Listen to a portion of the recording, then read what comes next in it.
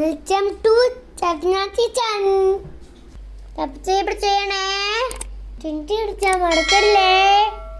Hi, ഇന്ന് നമുക്ക് മുളപ്പിച്ചെടുത്തിട്ടുള്ള പയറിലയിൽ ഒരു മെഴുക്ക് പുരട്ടി റെഡിയാക്കിയെടുക്കാം. അതിനുവേണ്ടി നമുക്ക് പയറൊന്ന് മുളപ്പിച്ചെടുക്കാം. ഞാനിവിടെ ഒരു ട്രേ എടുത്തിട്ടുണ്ട്.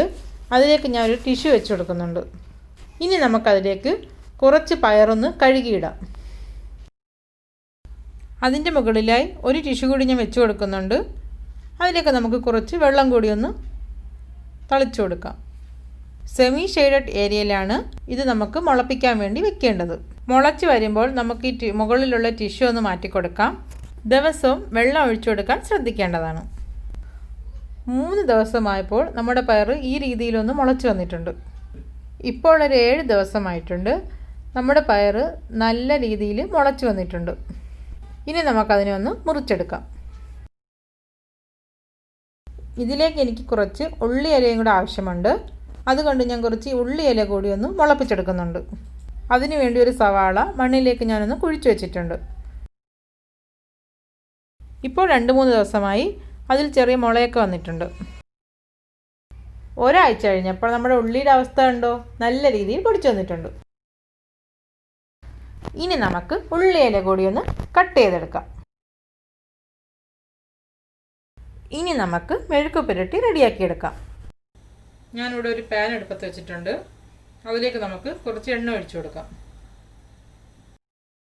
നമ്മുടെ എണ്ണ നന്നായി ചൂടായി വന്നിട്ടുണ്ട്. കുറച്ച് കടുക് നമുക്ക് അതിലേക്ക് ഇട്ട് കൊടുക്കാം. നമ്മുടെ കടുക് നന്നായി പൊട്ടി വന്നിട്ടുണ്ട്. അതിലേക്ക് നമുക്ക് എടുത്തു വച്ചിട്ടുള്ള സവാള ഇട്ട് കൊടുക്കാം. ഒരു മീഡിയം സൈസ് സവാളയാണ് ഞാൻ ഇവിടെ എടുത്തിട്ടുള്ളത്.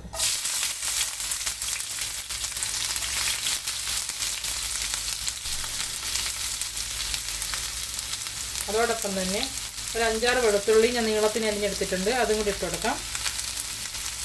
ഒരു 3 പച്ചമുളക്. ഇത് നമുക്ക് നന്നായിട്ടൊന്ന് മിക്സ് ചെയ്യാം.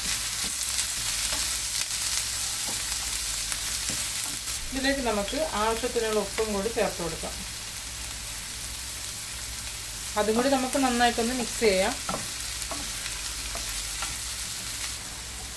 ഇത് നമുക്കൊന്ന് അടച്ചിട്ട് വേവിക്കാം.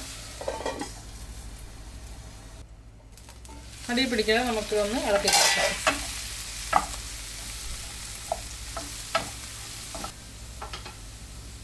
കുറച്ച് നേരം കൂടി നമുക്കിതൊന്ന് അടച്ചിട്ട് വേവിക്കാം. ഇനി നമുക്കൊന്ന് തുറന്ന് നോക്കാം. അപ്പം നമ്മുടെ ഉള്ളി നന്നായിട്ടൊന്ന് വഴന്ന് വന്നിട്ടുണ്ട്. നമുക്ക് മുളപ്പിച്ചെടുത്തിട്ടുള്ള പയറില കൂടി ഇതിലേക്ക് ചേർത്ത് കൊടുക്കാം. ഞാൻ ഇതിലേക്ക് കുറച്ച് ഉള്ളി ഇല കൂടി എടുത്തിട്ടുണ്ട്. ഇതും കൂടി നമുക്ക് ഇതിലേക്ക് ചേർത്ത് കൊടുക്കാം.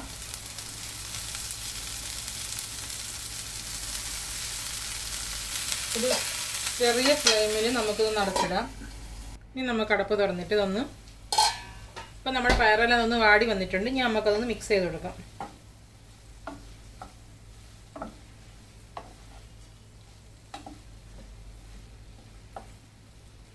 ഒരു 2 മിനിറ്റ് നമുക്കൊരു മീഡിയം ഫ്ലെയിമിലിട്ടൊന്ന് വേവിച്ചെടുക്കാം. അപ്പം നമ്മുടെ മെഴുക്ക് പുരട്ടിയുടെ റെഡിയായി വന്നിട്ടുണ്ട്. വളരെ ഹെൽത്തി ആയിട്ടുള്ള ഒരു മെഴുക്ക് പുരട്ടിയാണ് ഇത്.